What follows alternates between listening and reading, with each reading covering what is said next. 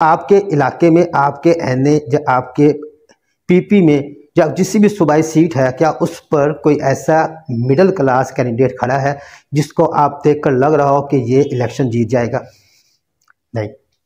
मैं एक middle class बंदा हूँ, मेरा दिल भी करता है कि मैं मुल्क की सियासत में आऊँ, मैं भी इलेक्शन लड़ूँ, लेकिन क्या सोच के इलेक्शन लड़ूँ? ना मेरी बरादरी स्ट्रॉन्ग है, ना बड़ा कारोबार मेरे पास है, ना मेरे पास पैसे हैं कि मैं फ्लैक्स वगैरह लगाकर लोगों को चाय पानी पिलाकर लोगों के आगे पीछे भागकर वोट हासिल कर सकूं। ना मेरा किसी ऐसे बैरोक्रेट या किसी ऐसे स्ट्रगल के साथ ताल्लुक है जो मुझे वैसे ही इलेक्शन निकाल के दे दे, तो फिर मैं नहीं इलेक्शन लड़ सकता।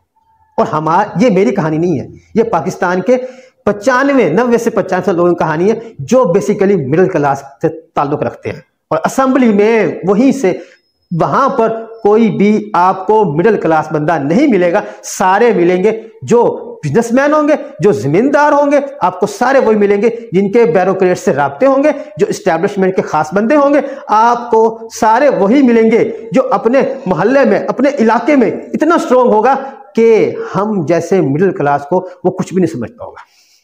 हम उनको सिर्फ याद आते हैं वोटिंग के टाइम, यानी कि एक बड़ी बड़ी गाड़ियों में आ रहे हैं, एक प्रोटोकॉल के साथ आ रहे हैं आपसे वोट मांगने के लिए, और आपने कभी सोचा ये जो गाड़ी इसके पास है, ये जो इसके पास गाड़ी है, इसको क्या जरूरत है इलेक्शन लड़ने की? और वो कहे कि मैं आप लोगों के लिए लड़ रहा हूं। ये मुमकिन नहीं है। अगर आप लोगों की कानून साजी, मिडिल क्लास तबके की कानून साजी मिडिल क्लास बंदा ही कर सकता है, कभी भी हाई क्लास का बंदा नहीं कर सकता।